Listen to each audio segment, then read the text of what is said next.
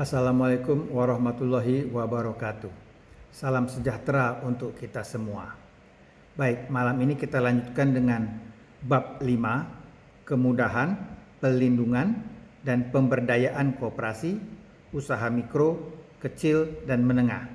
Bagian ke-1, umum, pasal 85, untuk memberikan kemudahan, pelindungan, dan pemberdayaan koperasi dan UMKM, undang-undang ini mengubah, menghapus, atau menetapkan pengaturan baru beberapa ketentuan yang diatur dalam A. Undang-Undang Nomor 25 Tahun 1992 tentang Perkoperasian, B. Undang-Undang Nomor 20 Tahun 2008 tentang Usaha Mikro, Kecil, dan Menengah, C. Undang-Undang Nomor 38 Tahun 2004 tentang Jalan. Bagian kedua, koperasi, pasal 86. Beberapa ketentuan dalam Undang-Undang Nomor 25 Tahun 1992 tentang perkoperasian diubah sebagai berikut. 1. Ketentuan pasal 6 diubah sehingga berbunyi sebagai berikut. Pasal 6. 1. Koperasi primer dibentuk paling sedikit oleh 9 orang. 2. Koperasi sekunder dibentuk oleh paling sedikit 3 koperasi. 2. Penjelasan pasal 17 diubah sebagaimana tercantum dalam penjelasan. 3. Ketentuan pasal 21 diubah sehingga berbunyi sebagai berikut. Pasal 21. 1. Perangkat organisasi koperasi terdiri atas A. Rapat anggota, B. Pengurus, dan C. Pengawas. 2. Selain memiliki perangkat organisasi koperasi sebagaimana dimaksud pada ayat 1, koperasi yang menjalankan kegiatan usaha berdasarkan prinsip syariah wajib memiliki dewan pengawas syariah. 4. Ketentuan pasal 22 diubah sehingga berbunyi sebagai berikut. Pasal 22. 1. Rapat anggota merupakan pemegang kekuasaan tertinggi dalam koperasi.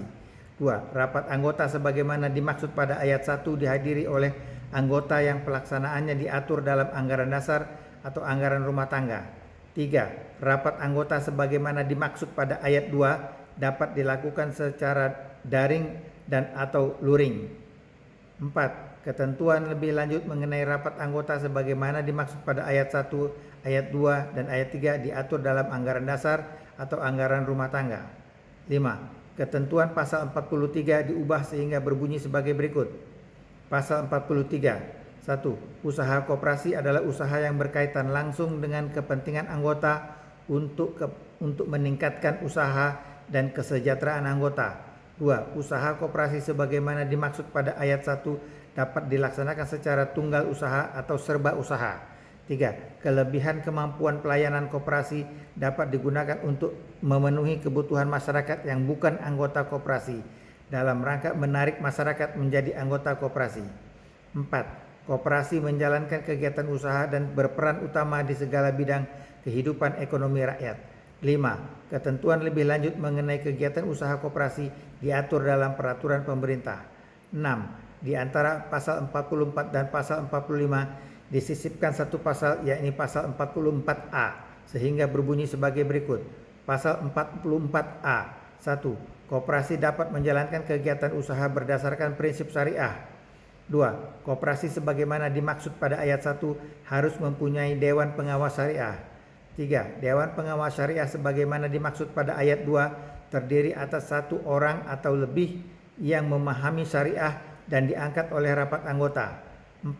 Dewan pengawas syariah sebagaimana dimaksud pada ayat 2 bertugas memberikan nasihat dan saran kepada pengurus serta mengawasi kegiatan koperasi agar sesuai dengan prinsip syariah. 5. Dewan pengawas syariah sebagaimana dimaksud pada ayat 2 selanjutnya mendapatkan pembinaan atau pengembangan kapasitas oleh pemerintah pusat dan atau Dewan Syariah Nasional Majelis Ulama Indonesia. 6. Ketentuan lebih lanjut mengenai koperasi yang menjalankan kegiatan usaha berdasarkan prinsip syariah diatur dalam peraturan pemerintah. Bagian ketiga, kriteria usaha mikro, kecil, dan menengah. Pasal 87. Beberapa ketentuan dalam Undang-Undang Nomor 20 Tahun 2008 tentang usaha mikro, kecil, dan menengah diubah sebagai berikut. 1. Ketentuan pasal 6 diubah sehingga berbunyi sebagai berikut. Pasal 6. 1.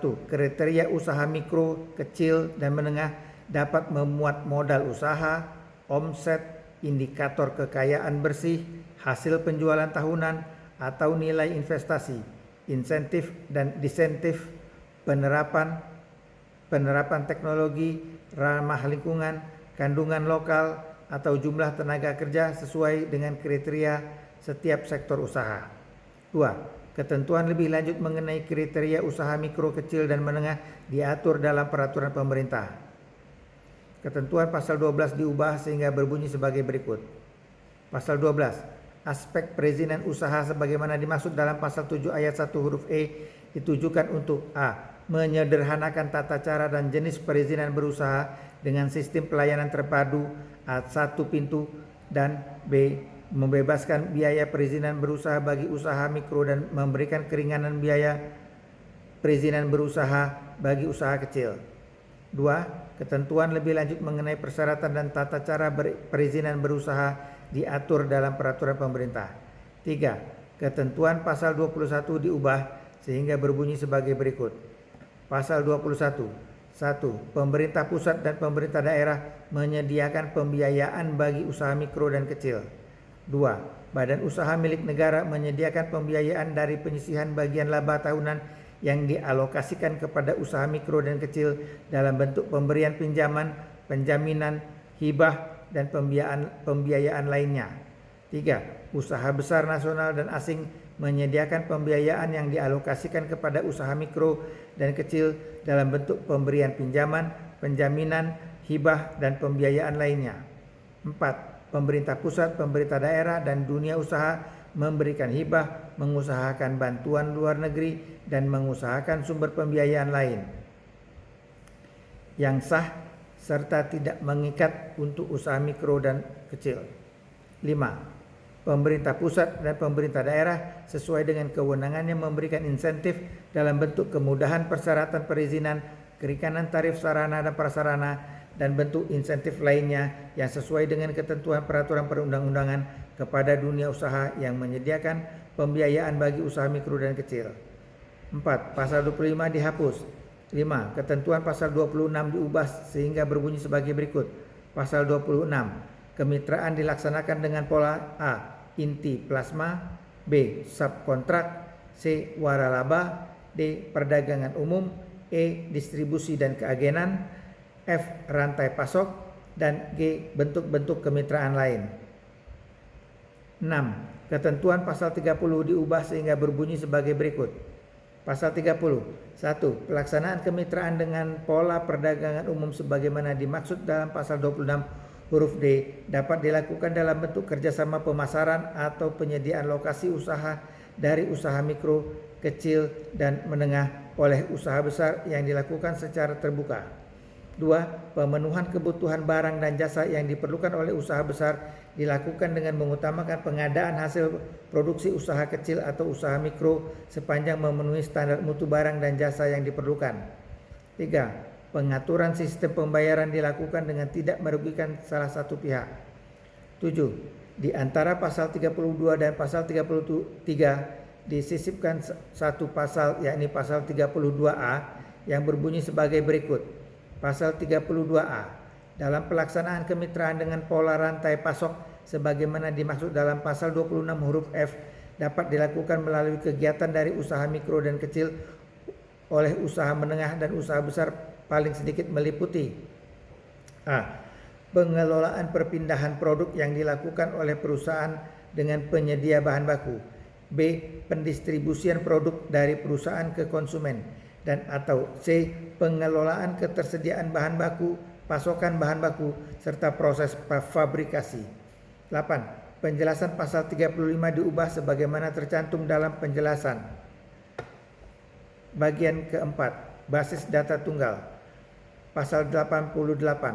1. Pemerintah pusat dan pemerintah daerah wajib menyelenggarakan sistem informasi dan pendataan UMKM yang terintegrasi. 2. Hasil pendataan sebagaimana dimaksud pada ayat 1 sebagai basis data tunggal UMKM. 3. Basis data tunggal sebagaimana dimaksud pada ayat 2 wajib digunakan sebagai pertimbangan untuk menentukan kebijakan mengenai UMKM. 4. basis data tunggal sebagaimana dimaksud pada ayat 2 disajikan secara tepat waktu, akurat dan tepat guna serta dapat diakses oleh masyarakat. 5. Pemerintah pusat melakukan pembaharuan sistem informasi dan basis data tunggal paling sedikit 1 kali dalam 1 tahun. 6. Basis data tunggal sebagaimana dimaksud pada ayat 2 dibentuk dalam jangka waktu paling lama 2 tahun sejak berlakunya undang-undang ini. 7. Ketentuan lebih lanjut mengenai basis data tunggal UMKM diatur dalam peraturan pemerintah. Bagian kelima, pengelolaan terpadu usaha mikro dan kecil. Pasal 89. 1. Pemerintah pusat mendorong implementasi pengelolaan terpadu usaha mikro dan kecil dalam penataan klaster melalui sinergi pemerintah pusat, pemerintah daerah, dan pemangku kepentingan terkait.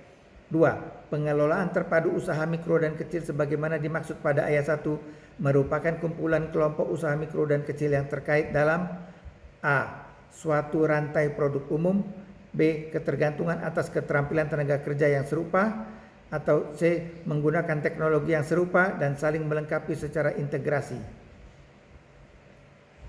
3. Saling melengkapi secara terintegrasi sebagaimana dimaksud pada ayat 2 huruf C dilaksanakan di lokasi klaster dengan tahap pendirian atau legalisasi, pembiayaan dan penyediaan bahan baku, proses produksi, kurasi, dan pemasaran produk usaha mikro dan kecil melalui perdagangan elektronik atau non-elektronik.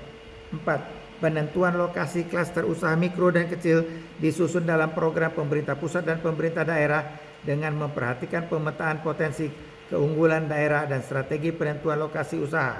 5. Pemerintah pusat dan pemerintah daerah melaksanakan pendampingan sebagai upaya pengembangan usaha mikro dan kecil untuk memberikan dukungan manajemen, sumber daya manusia, anggaran, serta sarana dan prasarana.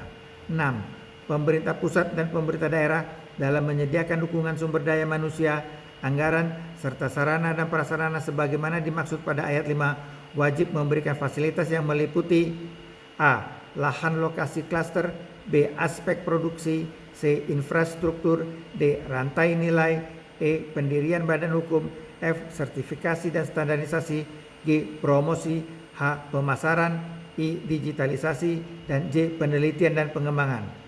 7. Pemerintah pusat mengkoordinasikan pengelolaan terpadu usaha mikro dan kecil dalam penataan klaster. B. Pemerintah pusat melakukan evaluasi pengelolaan terpadu usaha mikro dan kecil dalam penataan klaster. 9. Ketentuan lebih lanjut mengenai pengelolaan terpadu usaha mikro dan kecil diatur dalam peraturan pemerintah. Bagian ke-6, kemitraan, pasal 90. 1. Pemerintah pusat dan pemerintah daerah sesuai dengan kewenangannya wajib memfasilitasi, mendukung, dan menstimulasi kegiatan kemitraan usaha menengah dan usaha besar dengan koperasi, usaha mikro, dan usaha kecil yang bertujuan untuk meningkatkan kompetensi dan level usaha. 2. Kemitraan sebagaimana dimaksud pada ayat 1 mencakup proses alih keterampilan di bidang produksi dan pengolahan, pemasaran, permodalan, sumber daya manusia, dan teknologi.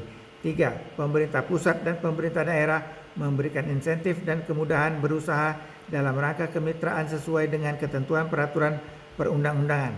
4. Pemerintah pusat dan pemerintah daerah sesuai dengan kewenangannya melakukan pengawasan dan evaluasi terhadap pelaksanaan kemitraan antara usaha menengah dan usaha besar dengan koperasi, usaha mikro, dan usaha kecil.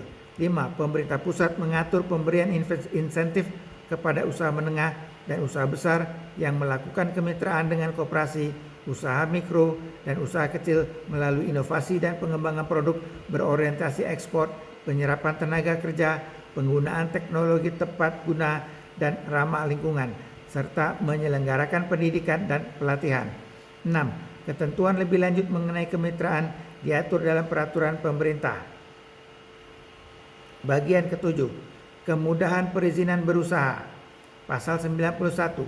1. Dalam rangka kemudahan perizinan berusaha, pemerintah pusat dan pemerintah daerah sesuai dengan kewenangannya wajib melakukan pembinaan dan pendaftaran bagi usaha mikro dan kecil berdasarkan norma, standar, prosedur, dan kriteria yang ditetapkan oleh pemerintah pusat. 2. Pendaftaran sebagaimana dimaksud pada ayat 1 dapat dilakukan secara daring atau luring dengan melampirkan A. Kartu tanda penduduk dan B. Surat keterangan berusaha dari pemerintah setingkat rukun tetangga. 3. Pendaftaran secara daring sebagaimana dimaksud pada ayat 2 diberi nomor induk berusaha melalui sistem perizinan berusaha secara elektronik. 4. Nomor induk berusaha sebagaimana dimaksud pada ayat 3 merupakan perizinan tunggal yang berlaku untuk semua kegiatan usaha. 5. Perizinan tunggal sebagaimana dimaksud pada ayat 4 meliputi perizinan berusaha, standar nasional Indonesia, dan sertifikasi jaminan produk halal. 6.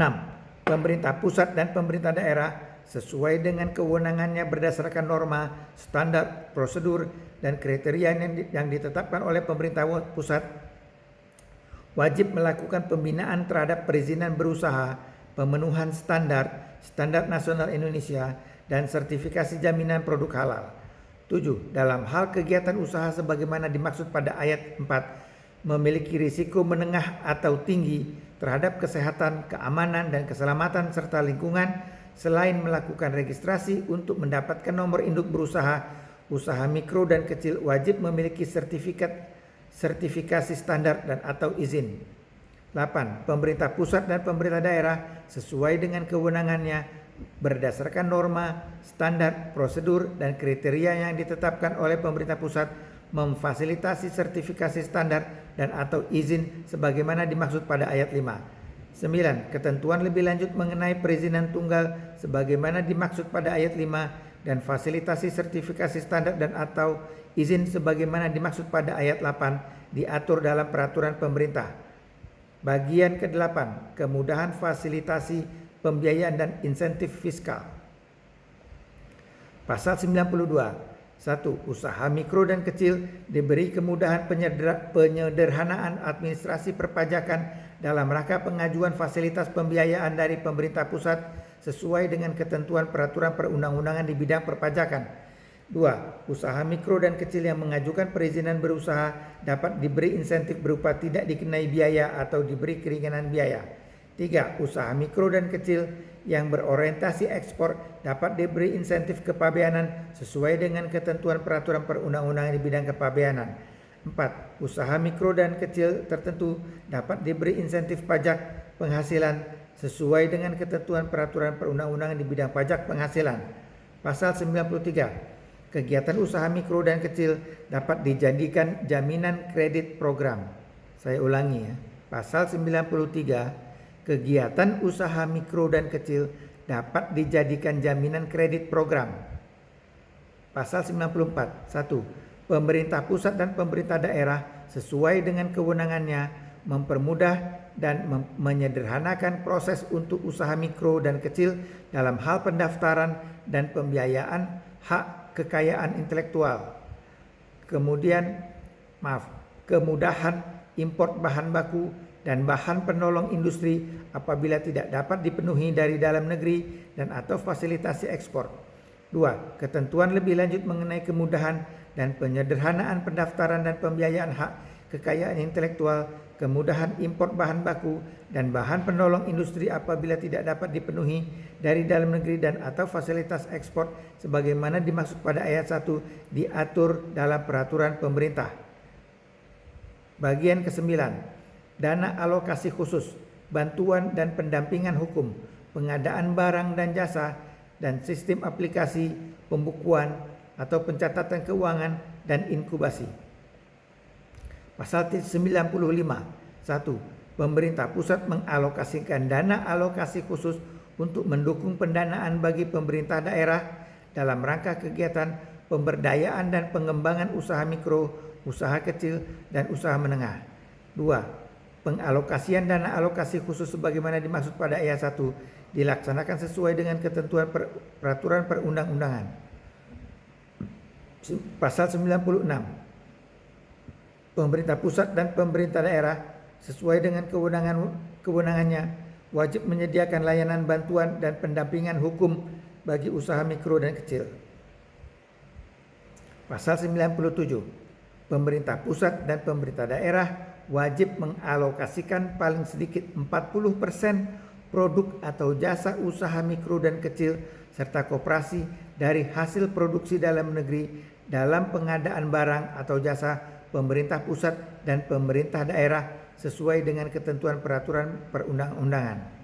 Pasal 98. Pemerintah pusat dan pemerintah daerah sesuai dengan kewenangannya wajib memberikan pelatihan dan pendampingan pemanfaatan sistem atau aplikasi pembukuan atau pencatatan keuangan yang memberi kemudahan bagi usaha mikro dan kecil.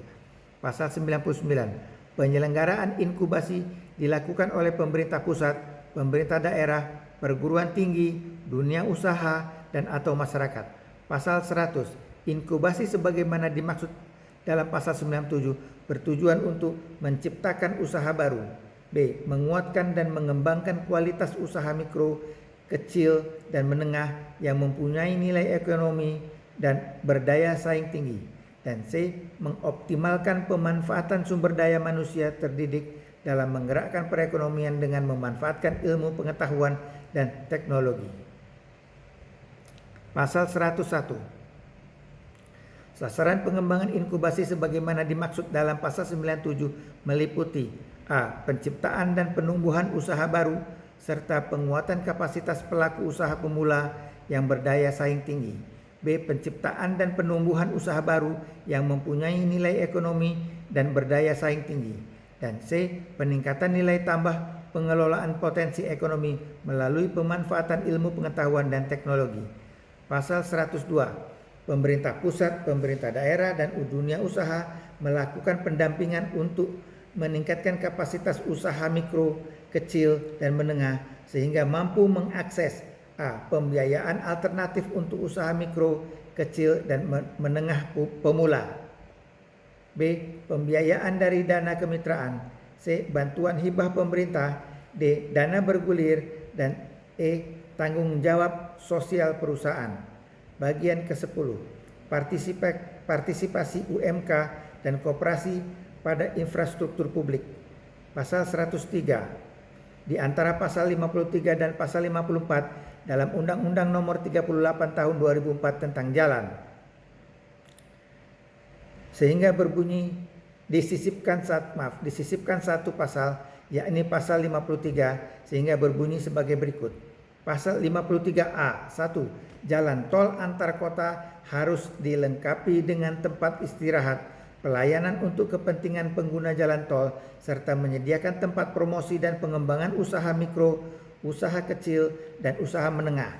2. Pengusahaan tempat promosi dan pengembangan usaha mikro, usaha kecil, dan usaha menengah, tempat istirahat dan pelayanan sebagaimana dimaksud pada ayat 1 dilakukan dengan mengalokasikan lahan pada jalan tol paling sedikit 30% dari total luas lahan area komersial untuk usaha mikro, usaha kecil, dan usaha menengah, baik untuk jalan tol yang telah beroperasi maupun untuk jalan tol yang masih dalam tahap perencanaan dan konstruksi.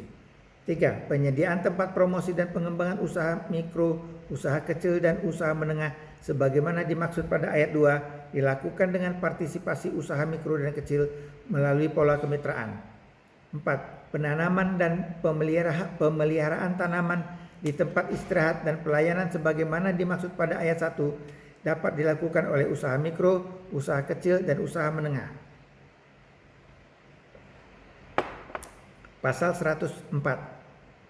1. Dalam rangka pemberdayaan usaha mikro dan kecil, pemerintah pusat, pemerintah daerah, dan badan usaha milik negara, badan usaha milik daerah, dan atau badan usaha swasta wajib mengalokasikan penyediaan tempat promosi, tempat usaha, dan atau pengembangan usaha mikro dan kecil pada infrastruktur publik yang mencakup A. Terminal, B. Bandar udara, C. Pelabuhan, D. Stasiun kereta api, E. Tempat istirahat dan pelayanan jalan tol, dan E. Infrastruktur publik lainnya yang ditetapkan oleh pemerintah pusat dan atau pemerintah daerah sesuai dengan kewenangannya.